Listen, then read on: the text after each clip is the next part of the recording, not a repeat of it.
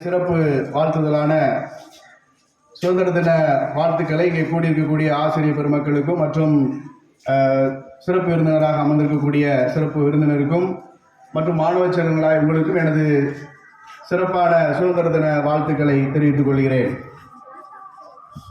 இன்றைக்கு இந்தியாவினுடைய 79வது சுதந்திர தின விழா. சுதந்திரம் என்பது ஒரு கட்டுப்பாடோடு கூடிய ஒரு ஒழுக்கம், அதுதான் சுதந்திரம். கட்டுப்பாடற்ற ஒரு ஒழுக்கம், விடுதலை என்பது ஒரு ஒழுக்கக்கேடான வாழ்க்கைக்கு தான் அழைத்து செல்லும். ஆனால் நாம் சுதந்திரத்தை இன்று கொண்டாடி கொண்டிருக்கிற இந்த நாளிலே 79 ஆண்டுகள் ஆகிவிட்டன. நம் நாடு பல வகைகளிலும் வளர்ச்சி அடைந்திருக்கிறது. பொருளாதாரத்திலே, தொழில்நுட்பத்திலே மற்றும் மருத்துவத்திலே, கல்வியிலே எல்லாவற்றிலும் வளர்ச்சியடைந்து இன்று நாம் ஒரு வல்லரசு நாடை நோக்கி, வல்லரசு என்ற ஒரு நிலையை நோக்கி போய் கொண்டிருக்கிறோம்.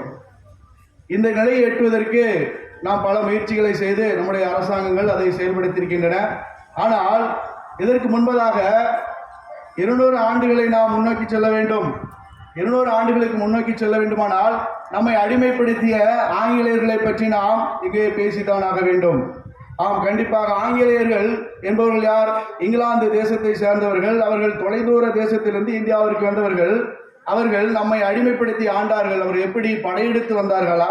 இல்லை, வியாபாரத்தின் நிமித்தமாக இந்தியாவிற்கு வந்தார்கள். என்ன வியாபாரம்? இங்கிலாந்து தேசத்தில் ஏற்பட்ட தொழில் புரட்சியின் மூலமாக அங்கே ஆடை தொழில்நுட்பத்திலே மாபெரும் புரட்சி ஏற்பட்டு செயற்கை நூல்களின் மூலமாக ஆடைகள் தயாரித்து அதை சந்தைப்படுத்த வேண்டும் என்ற நோக்கத்திற்காக இந்தியாவிற்கு வந்தவர்கள், வியாபாரத்திற்காக.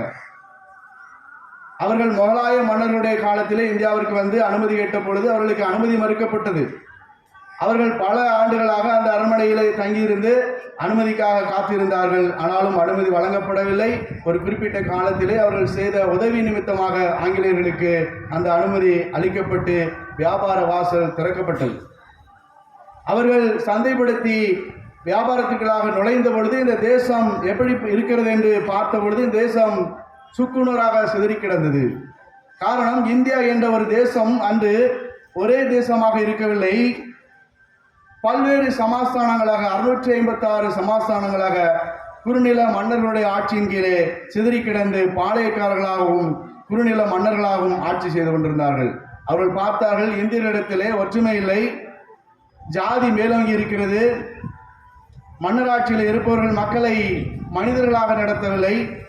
அதோடு கூட இவர்களிடத்திலே போட்டி, பொறாமை, அண்டை நாட்டின் மன்னன் மீது அவர்களை வெற்றி கொள்ள வேண்டும் என்ற போர்க்குணம் இருக்கிறது. எனவே இவர்களுடைய பகையை பயன்படுத்தி நாம் இந்த நாட்டை ஆளலாம் என்று சொல்லி அவர்களின் தேசத்தை தங்களுடைய கட்டுப்பாட்டுக்கு கொண்டு வருவதற்கு அவர்களுக்கு பயன்பட்டதுதான் நவீன ஆயுதங்கள் அவர்கள் வைத்திருந்தார்கள். அதோடு கூட வியாபார உத்தியை கையாண்டு இந்திய தேசத்திற்கு வந்தார்கள். அவர்கள் நம் தேசத்தின் ஒரு மன்னர்களுடைய உதவியோடு இன்னொரு மன்னர்களை வெற்றி கொண்டு நம்முடைய பகை உணர்ச்சியை பயன்படுத்தி நம்மையே ஆண்டார்கள். நாம் உண்மைகளை சொல்லப்போவதா என்றால் 30 கோடி இந்தியர்களை, வெட்கக்கேடான விஷயம், 1 லட்சம் வெள்ளைக்காரர்கள் நம்மை ஆண்டு கொண்டார்கள். அதற்கு துணையாக இருந்தவர்கள் நம்முடைய மக்களை கொண்டே நம்மளை ஆட்சி செய்தார்கள், நம்மை அடிமைப்படுத்தினார்கள்.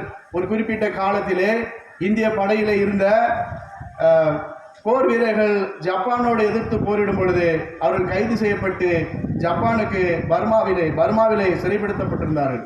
அவர்கள் யார் என்று பார்த்தால் இந்தியாவுக்கு இந்திய போர்படையிலே அங்கே இருந்த ஆங்கிலேய படையிலே இருந்த இந்திய வீரர்கள் தான். அவர்கள் குறிப்பாக தமிழர்கள்.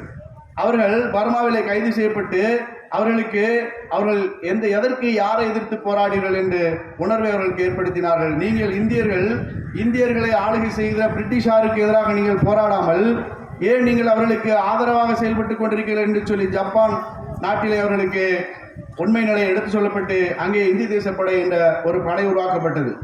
இப்படி ஒருபுறம் தேச படைகளை கொண்டு வெற்றி கொள்ள வேண்டும் என்ற ஒரு நிலை உருவாகிய பொழுது அதற்கு நேதாஜி சுபாஷ் சந்திரபோஸ் என்பவர் தலைமையேற்று இந்திய தேசிய படை உருவாக்கினார். இன்னொரு புறத்திலே மகாத்மா காந்தி என்று அழைக்கப்படுகிற கரம்சந்த் காந்தி அவர்கள் தென்னாப்பிரிக்காவுக்கு சென்று அங்கே தன்னுடைய வழக்கறிஞர் தொழிலை மேற்கொள்ளும் பொழுது அவருக்கு இனவரி கொள்கையின் மூலமாக அவருக்கு தாக்குதல் படுத்தப்பட்டு அங்கே அவர் தான் ஒரு நிறவெறி கொள்கை, அதாவது கருப்பர் வெள்ளையர் என்ற பாகுபாடு அந்த தேசத்திலே இருக்கிறது என்பதை எதிர்த்து போராட வேண்டும் என்று சொல்லி அவருக்கு எண்ணம் ஏற்பட்டது. அதற்கு முன்னுதாரணமாக இருந்தவர் தில்லையாடி வள்ளியம்மை என்கிற ஒரு தமிழ் பெண். அங்கு ஏற்பட்ட உந்துதலின் மூலமாக அவர் என்ன செய்கிறார், என் தேசமும் இந்திய தேசமும் இதே போலதானே அடிமைப்படுத்தப்பட்டு கொண்டிருக்கிறது, என் தேசத்தை நான் விடுதலைக்குள்ளாக வேண்டும் என்று சொல்லி தென்னாப்பிரிக்காவில் இருந்து இந்தியாவிற்கு வந்து சுதந்திர போராட்டத்தில் ஈடுபட்டார். அவர் அகிம்சை வழி என்ற அமைதி போராட்டத்தை கையில் எடுத்தார். இந்த நேதாஜி சுபாஷ் சந்திரபோஸ் மற்றும் மகாத்மா காந்தி இருவரும் மாபெரும் ஆளுமைகள். இவர்கள் இருவரும் காங்கிரஸ் கட்சியிலே ஒன்றாக பயணித்தவர்கள். ஒரு காலகட்டத்திலே இருவருடைய கொள்கை வேறுபட்டதினாலே நேதாஜி சுபாஷ் சந்திரபோஸ் ஆயுதமேந்தி போராட புறப்பட்டார். மகாத்மா காந்தி அகிம்சை வழியிலே போராட்டத்தை முன்னெடுத்தார். இப்படி இரண்டு போராட்டங்கள் மூலமாக தேசத்திலே பல வீரர்கள் போராட்ட களத்தில் நின்றார்கள். நேதாஜி சுபாஷ் சந்திரபோஸின் கரத்தை வலுப்படுத்தும் விதமாக தமிழகத்திலே இளைஞர்களை ஆயத்தப்படுத்தி அவர்களை போருக்கு அனுப்பி இந்திய தேசிய படையிலே அதிகமான இளைஞர்களை சேர்ப்பதற்கு முயற்சி செய்தவர் தமிழ்நாட்டிலே பசும்பொன் முத்துராமலிங்க தேவனார் அவர்கள். மற்றும் மகாத்மா காந்தியினுடைய அந்த அகிம்சை போராட்டத்திலே அதற்கு உறுதுணையாக இருந்தவர்கள் யார் என்று கேட்டால், தமிழ்நாட்டிலே சத்தியமூர்த்தி என்ற ஒரு தியாகியினுடைய தலைமையிலே, அவருடைய சீடராகிய காமராஜருடைய தலைமையிலே ஒரு அமைதி போராட்டம் தமிழ்நாட்டிலே நடைபெற்றது. இந்த இருவரும் ஆளுமைகளை கொண்டு தமிழ்நாட்டிலே மிக பெரும் போராட்டங்கள் வெடித்தன. காமராஜர் 9 ஆண்டுகள் சிறையில் இருந்தார். 9 ஆண்டுகள் அதன் பிற்காலத்திலே முதலமைச்சராகவும் இருந்தார். நாட்டுக்கு நலப்பணி திட்டங்களை செய்தார். அது ஓரறிந்த விஷயம். அதோடு கூட மட்டுமல்லாமல் அந்த காலகட்டத்திலே ஆயுதம் ஏந்து போராடிய அந்த சுபாஷ் சந்திரபோஸை போல நம் பகுதியிலும் ஒரு வாலிபர் அந்த காலத்தில் எதிர்த்து போரிட்டார். அவர்தான் நம் பகுதியிலே ஆங்கிலேய அதிகாரியை வெட்டி வீழ்த்திய காசி நடார் அவர்கள். இவருடைய வரலாறு நம் பகுதியிலே பெரும்பாலான இளைஞர்களுக்கு தெரியாது. காரணம் என்ன? அவருடைய தியாகங்கள் இங்கே பெரிய அளவிலே போற்றப்படவில்லை, பேசப்படவில்லை. அதை ஒரு புத்தகமாக அடித்து வெளியிட்டால் கண்டிப்பாக நம்முடைய இளைஞர்களுக்கு ஒரு பயனுள்ள வாழ்க்கை, அதை தெரிந்து கொண்டு நாம் வாழலாம். நிச்சயமாக அந்த சுதந்திர போராட்ட தியாகியினுடைய தியாகத்தின் வெளிப்பாடுதான் இன்றளவிலும் நாம் அவருடைய குடும்பத்தார்களை அழைத்து இங்கே கௌரவப்படுத்தி கொண்டிருக்கிறோம். அவர்கள் நம் பள்ளிக்கு வந்து நமக்கு இனிப்புகளை வழங்குவதோடு கூட அல்லாமல் பல உதவிகளையும் செய்து கொண்டிருக்கிறார். நம் பள்ளிக்கு கிடைத்த மிகப்பெரிய பெருமையே அது.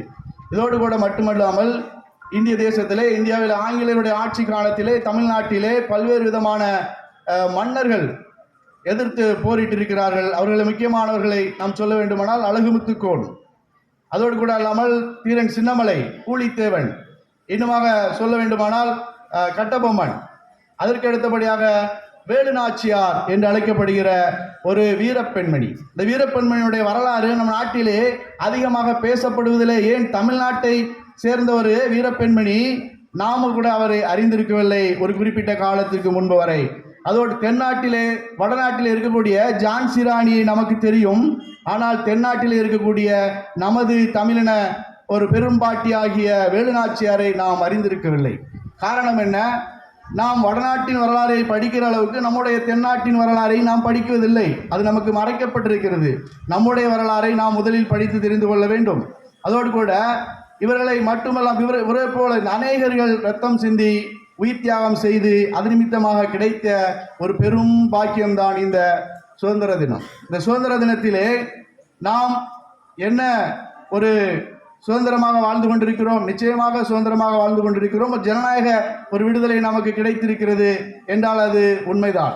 ஆனால் மாணவர்களாகி நீங்கள் இந்த நாளிலே எப்படிப்பட்ட சுதந்திரத்தை விரும்புகிறீர்கள்? கட்டுப்பாடற்ற ஒரு சுதந்திரத்தை தான் விரும்புகிறீர்கள். இந்த இளைஞர்களாகி நீங்கள் பல்வேறு விதமான அடிமைத்தனத்தில் வாழ்ந்து கொண்டிருக்கிறீர்கள். இந்த அடிமைத்தனத்திலிருந்து நீங்கள் விடுதலை பெற வேண்டும் என்று ஆசிரியர்களாகிய நாங்கள் விரும்புகிறோம். இந்த மாணவர்களாகி நீங்கள் பள்ளிக்கு நேரத்தோடு வர வேண்டும். இன்னுமாக முடியை சரியாக வெட்டி கொண்டு வர வேண்டும். உங்கள் கால் சட்டைகளை சரியாக அணிந்து வர வேண்டும். செருப்பை அணிந்து வர வேண்டும் என்று ஒரு கட்டுப்பாடு விதித்தால் அதை நீங்கள் சுதந்திர போராட்ட தியாகியை போல எதிர்த்திருக்கிறீர்கள். காரணம் என்ன? அந்த கட்டுப்பாடை நீங்கள் உடைத்தெறிய வேண்டும் என்பதுதான். இது தேவையில்லாத ஒரு சுதந்திரம். ஒரு பள்ளி என்றால் ஒரு கட்டுப்பாடு இருக்கத்தான் செய்யும். அதை நீங்கள் அது கட்டுப்பட்டால்தான் நீங்கள் ஒரு ஒழுக்கத்துக்குள்ளாக கொண்டுவரப்பட்டு இந்த தேசத்திலே விடுதலையை பெற்றது போல உங்கள் வாழ்க்கையிலும் நீங்கள் விடுதலை பெற்று மென்மேலும் வளரலாம். அதோடு கூட பல்வேறு அடிமைத்தனங்கள் உங்களிடத்திலே காணப்படுகிறது. சினிமா அடிமைத்தனம், திரை கதாநாயகர்களை உங்கள் முன்மாதிரிகளாக நீங்கள் எடுத்து இன்று அதை பெரிய ஒரு விஷயமாக எடுத்துக்கொண்டிருக்கிறீர்கள். அவர்கள் உண்மையான கதாநாயகர்கள் அல்ல. உண்மையான கதாநாயகர்கள் அவர்களுடைய திரையில நீங்கள் பார்ப்பது அவருடைய போலி பிம்பங்கள் தான். உண்மையான கதாநாயகர்கள் உங்களுடைய தாய் தந்தையர்கள் தான். அவர்களைத்தான் நீங்கள் போற்ற வேண்டும், அவர்களைத்தான் நீங்கள் மதிக்க வேண்டும். அவர்களை விட உங்கள் மீது அக்கறை கொண்டவர்கள் வேறொருவரும் இல்லை. எனவே அதை நீங்கள் தாய் தந்தையரை மதித்து இந்த சினிமா கவர்ச்சியினால் ஏமாந்து போகாதபடிக்கு, சினிமா கதாநாயகர்களை முன்னிலைப்படுத்தாதபடிக்கு நல்ல கொள்கையோடு கூடிய மண்ணுக்காக மக்களுக்காக வாழக்கூடிய அரசியல் தலைவர்களை உங்கள் முன்மாதிரிகளாக எடுத்துக்கொள்ளுங்கள். நான் இப்பொழுது சொல்லிய ஆளுமைகளாகிய காமராஜர், முத்துராமலிங்க தேவர், தீரன் சின்னமலை, இன்னுமாக வேலு நாச்சியார் இவரை போன்ற அரசியல் தலைவர்களை நீங்கள் முன்னுதாரணமாக எடுத்துக்கொள்ளலாம். இன்றைய காலகட்டத்தில் அப்துல் கலாம், மயில்சாமி அண்ணாதுரை, இன்னும் இருக்கக்கூடிய நிறைய ஆளுமைகள் இருக்கிறார்கள். அவர்களை நீங்கள் உதாரணமாக எடுத்துக்கொண்டு உங்கள் வாழ்க்கையை நீங்கள் வெற்றி பாதை அடைய வேண்டும். அதோடு கூட அல்லாமல் போதைக்கு அடிமைப்பட்டு கிடக்கிறது இன்றைய இளைஞர்கள், மாணவர் சமுதாயம். கண்டிப்பாக இன்று தமிழ்நாட்டின் எல்லா பகுதிகளிலும் போதை கரைபுரண்டு ஓடிக்கொண்டிருக்கிறது. கஞ்சா என்பது ஒரு எளிதாக கிடைக்கிறது. இதெல்லாம் நீங்கள் இந்த பழக்கத்திற்கு உள்ளாகாதபடிக்கு நீங்கள் அதை விட்டு விலகி உங்கள் வாழ்க்கையை செம்மைப்படுத்திக் கொள்வீர்களானால் உங்கள் வாழ்க்கை மேன்மேலும் வெளிச்சமாக இருக்கும். அதோடு கூட அல்லாமல் நீங்கள் அனைவரும் இன்றைய ஒட்டுமொத்த உலக சமுதாயமே அடிமைப்பட்டு கிடப்பது இந்த செல்போன் என்று அழைக்கப்படுகிற அலைபேசிக்கு. இந்த அலைபேசியானது இன்று ஒட்டுமொத்த உலகத்தை, அதாவது பிறந்த குழந்தையிலிருந்து 100 வயது தாத்தா பாட்டி வரைக்கும் அடிமைப்பட்டு இருக்கிறோம். இந்த அடிமைத்தனம் ஒரு தனிநபர் அடிமைத்தனம். இதிலிருந்தும் நாம் விடுதலை அடைய வேண்டும். இது மாத்திரமல்ல, இந்த சுதந்திர போராட்ட நாளிலே உங்கள் அனைவருக்கும் சொல்வது, நீங்கள் சோம்பேறியாக இருக்காதபடிக்கு அதிகாலையில் எழுந்திருக்க வேண்டும். அதோடு கூட அல்லாமல் நீங்கள் விடாமுயற்சி மேற்கொண்டு சோம்பேறித்தனம் உங்களை விட்டு விலகி நீங்கள் ஒழுங்கினத்தை பின்பற்றாதபடிக்கு நல்ல ஒழுக்கமான ஒரு வாழ்க்கை வாழ்ந்து, நீங்கள் வானிலே நட்சத்திரங்கள் தோன்றினாலும் அதிலே முழு நிலவு தான் முழு பிரகாசத்தை போல போலது போல நம் பள்ளியிலே படிக்கும் மாணவர்களாகி நீங்கள் வெளியிலே இங்கே படித்து முடித்து சமுதாயத்துக்கு சென்று நல்ல ஒரு பிரகாசமான வெளிச்சமாக அமைந்து உங்கள் வாழ்க்கையும் வளர வேண்டும், நீங்களும் வளர வேண்டும், இந்த தேசமும் வளர வேண்டும் என்று சொல்லி இந்த சுதந்திர நாளிலே மறுபடியும் உங்களுக்கு சுதந்திர தின வாழ்த்துக்களை சொல்லி, வாழ்க இந்தியா, வாழ்க வெல்க ஜனநாயகம், வாழ்க தமிழ்நாடு, வெல்க தமிழ் என்று சொல்லி வாழ்த்தி விடைபெறுகிறேன். நன்றி, வணக்கம்.